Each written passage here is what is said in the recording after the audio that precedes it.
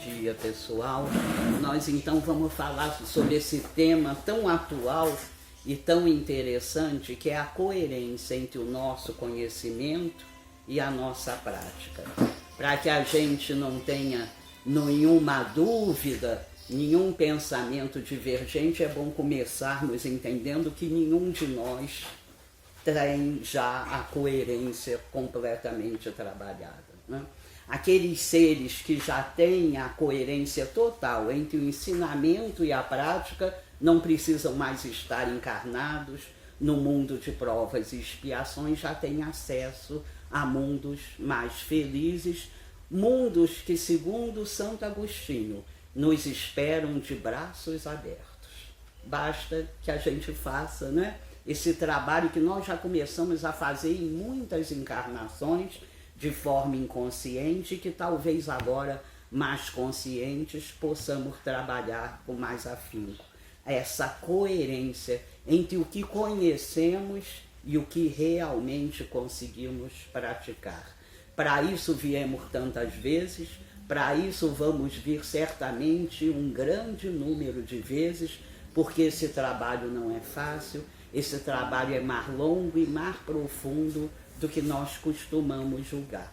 Para falar um pouquinho mais sobre essa coerência, no nosso caso essa incoerência, é bom a gente lembrar das parábolas de Jesus, não é? O que são as parábolas nós vamos ver no Evangelho segundo o Espiritismo, capítulo 24. Não ponhais a candeia debaixo do alqueire. Lá em todo o capítulo, mas especialmente no item 3, nós vamos ver por que Jesus, em determinado momento, resolveu nos contar as parábolas. São essas histórias que tocam o nosso coração, que tocam a nossa emoção, que nós já conhecemos em muitas encarnações e que talvez agora possamos fazer um uso melhor desse conhecimento.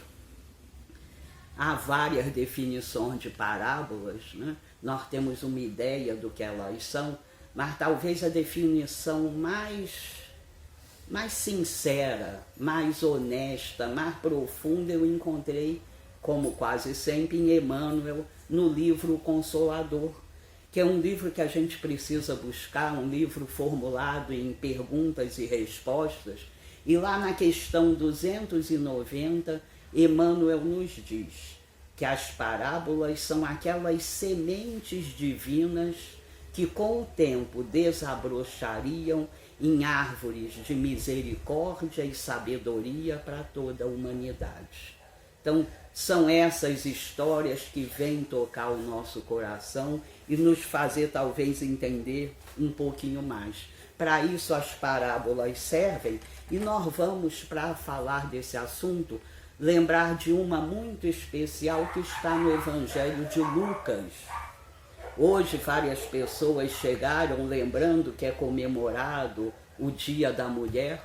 O Evangelho de Lucas é o evangelho mais bonito. O Lucas era o homem mais inteligente, mais culto. Não por acaso já era um feminista naquela época.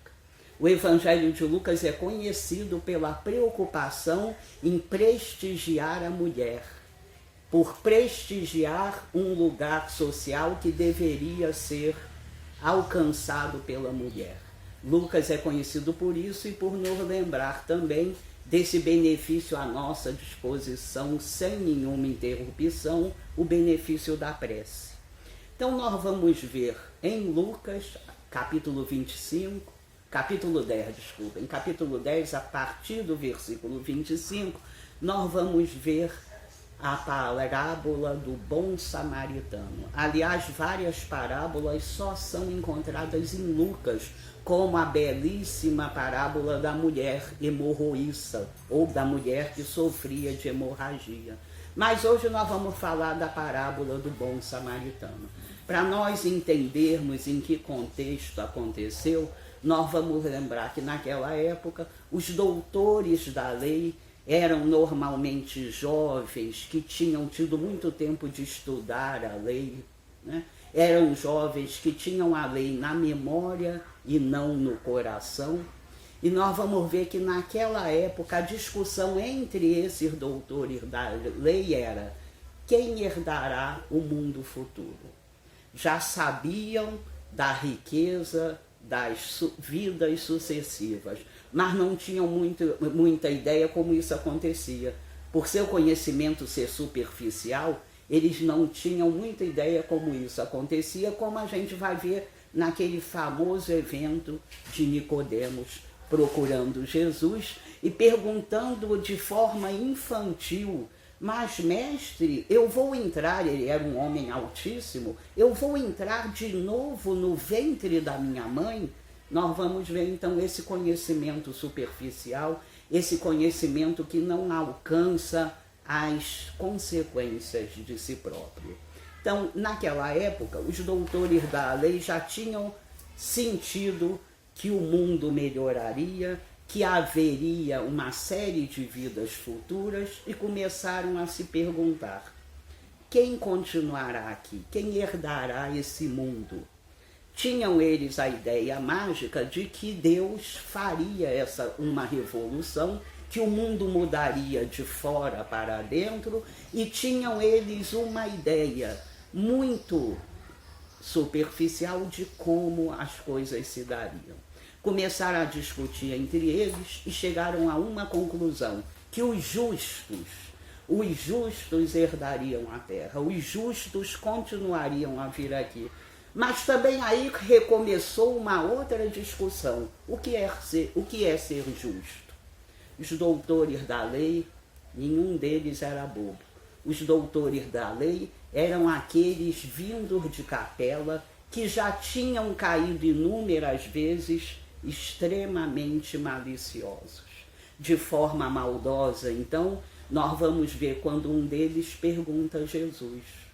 Pede a Jesus para fazer explicações sobre o que é ser justo, sobre quem herdará a terra. Vem ele num momento em que Jesus está reunido com outras pessoas para, como sempre, tentar constranger Jesus. O justo, o que seria o justo? Até hoje, se nós nos perguntarmos, é capaz de cada um de nós ter uma definição do que é ser justo. Imaginemos naquela época. O jovem então procura Jesus e, já tendo essa discussão antiga sobre o que é ser justo, ele pergunta a Jesus: o que devo fazer para herdar a vida eterna? O que devo fazer para ser considerado justo? Achava ele certamente que Jesus faria uma lista de qualidades a serem buscadas, porque ele, como todo o seu grupo, não entendiam, não conseguiam ver a luz desse ser maior que pisou a terra. Jesus responde a ele com duas outras perguntas. O que está escrito na lei? Talvez a mais importante é a segunda: como você lê? Já mostrando que uma coisa é como está a lei, como é a lei. A outra, a interpretação que aquele jovem fazia da lei, que é uma dúvida até hoje. O que está escrito na lei divina e como a interpretamos? Sobre isso, o Rossandro Klinger fala muito, de forma muito interessante, sobre a customização da fé, sobre a cara particular que cada um de nós dá à lei divina. É uma preocupação até hoje, era uma preocupação já naquela época, e o rapaz fica extremamente perturbado com essa devolução de Jesus, lhe lançando essas duas perguntas. Respira um pouco e, como sempre, usa a memória e não o sentimento para dizer a Deus: amarás ao Senhor teu Deus de todo o coração, de toda a tua alma e de toda a tua força, e ao próximo como a ti mesmo. A partir desse momento, então, nós vamos ver Jesus contar uma das parábolas mais belas, mais ricas, que é a parábola do bom samaritano. Jesus fala daquele homem, daquele judeu, que descia de Jerusalém para Jericó, e durante essa descida é assaltado com extrema violência. lhe tiram tudo o que tem, lhe dão uma surra e lhe deixam à beira do caminho para que desencarnasse. Rapidamente, pouco depois, passa um levita, passa um outro doutor da lei, um sacerdote, e ignoram aquele irmão que estava caído ali, gemendo de dor. Passa um tempo maior e um samaritano, uma pessoa que fazia parte de uma seita extremamente odiada pelos judeus, tem um comportamento diferente. Desce do seu cavalo, vai até esse homem, o socorre, o consola, coloca esse homem ferido, muito machucado em cima do cavalo, o leva a uma pousada e aí a gente sabe, né, daqueles pormenores dessa parábola linda. O que essa parábola tem a dizer a nós quando pensamos no assunto da coerência? Essa parábola, já àquela época, nos lembra que são os traços do caráter, que é o comportamento de cada um que importa, ao invés da sua filiação religiosa ou das suas tendências e opiniões filosóficas. O que se deve levar em conta é essa luz que já se conseguiu colocar no nosso íntimo e que aparece nas nossas atitudes, no nosso comportamento. Já aquela época, e bem mais tarde, Kardec vem então nos falar sobre a necessidade desse entendimento mais profundo para que nós hoje não sejamos modernos doutores da lei, para que sejamos mais coerentes, para que entendamos a necessidade de usar esse conhecimento para a nossa mudança íntima, para a nossa espiritualização, para a nossa dulcificação. É preciso quebrar os nossos corações ainda endurecidos. É consolador saber que já fomos piores, é consolador saber que a cada vez que nós chegamos aqui, pela misericórdia divina, nós sempre nos melhoramos, mas talvez agora possamos fazer um pouco melhor. Pois passado tanto tempo que Jesus nos conta essa parábola, passado tanto tempo que Kardec vem atualizar esse conhecimento, nós chegamos ao ano de 1970. Em Princeton, no monastério de Princeton, nós vamos ver uma pequena turma de homens que se formam em teologia. Haviam passado anos e anos estudando a mensagem do Cristo. Haviam feito estudos, ouvido dissertações sobre as parábolas de Jesus, haviam aprendido de forma rica todo esse conhecimento que está à nossa disposição. Estava chegando o dia da formatura desses homens. O Departamento de Ciências Sociais dessa enorme universidade prestigiada foi até a direção do monastério e propôs um experimento social. A direção do monastério aceitou. O que aconteceu no dia da formatura? Em vez daqueles homens arrumados para a formatura serem levados direto ao palco aonde aconteceria a cerimônia, eles foram levados a uma sala um pouco longe e ali foi dito que teriam 15 minutos para se preparar, porque ao irem um a um até o palco, deveriam apresentar a própria interpretação sobre a parábola do bom samaritano.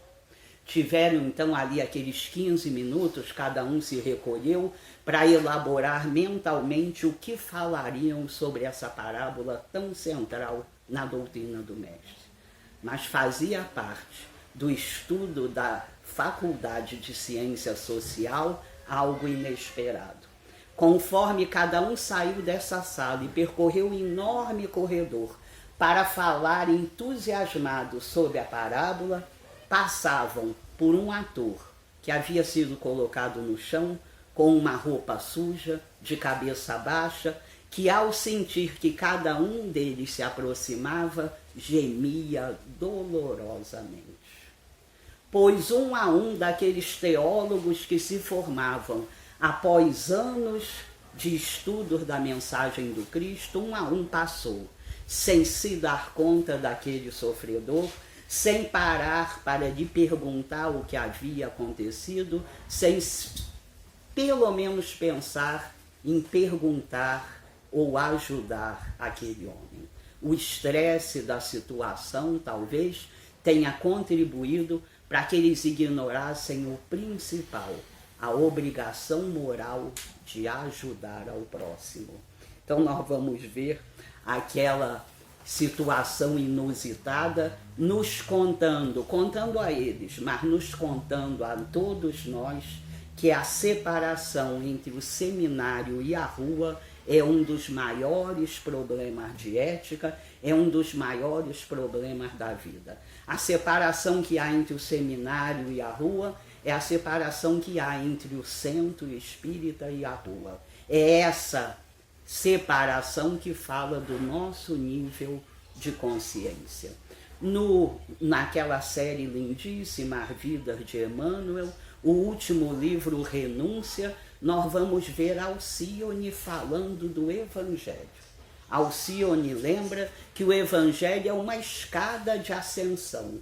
É uma escada que, conforme ascendemos, vai nos abrindo novos níveis de consciência. E ali Alcione lembra que coisas que ontem fazíamos com a maior naturalidade, hoje nos parecem um horror. É bom lembrar que coisas que fazemos hoje com imensa naturalidade, conforme ascendermos espiritualmente, também nos parecerão coisas inapropriadas.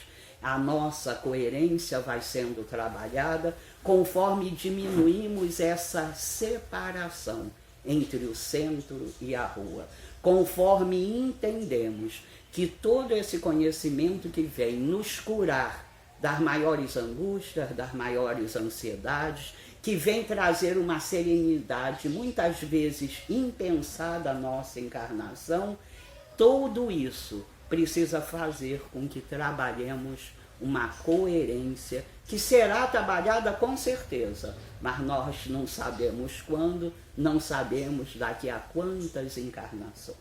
Como todos queremos encarnações mais leves, como todos queremos ser mais felizes, começamos por puro interesse a focalizar essa coerência que precisa ser alimentada. Essa coerência com os ensinos de Jesus, que jamais escolheu a quem amar. Não pode escolher. É para amar a tudo, é para amar a todos. Quando vejo essa minha dificuldade, vejo a minha incoerência. Quando vejo essa dificuldade, não me culpo, não fico triste, mas fico atenta ao trabalho necessário, que é um trabalho diário. A cada dia, quando a gente levanta da cama, até a hora que voltarmos a ela, nos aparecerão inúmeras oportunidades de trabalhar essa coerência. Para nós, cristãos atuais, é sempre esperado um olhar mais caridoso, seja sobre quem for. A nós, cristãos da atualidade, é sempre esperado um gesto acolhedor, uma fala doce, um olhar que não discrimina a quem quer que seja. É curioso essa coisa da discriminação. Ontem eu estava num outro grupo falando e me lembrei, nós já sabemos que preconceito é algo terrível, nós já sabemos que ninguém evolui carregado de preconceitos, mas ainda estamos no patamar de achar que sotaque e preconceito só o outro tem, não é? Todos temos. É melhor começarmos a nos ver com caridade, mas realmente nos ver, para que possamos trabalhar essa coerência. Nós vamos ver em toda essa nossa marcha evolutiva que já experimentamos de tudo. Nós somos os trabalhadores da última hora. Aqueles que já erraram inúmeras vezes, que voltaram ao mundo espiritual e fizeram promessas de não errar tanto.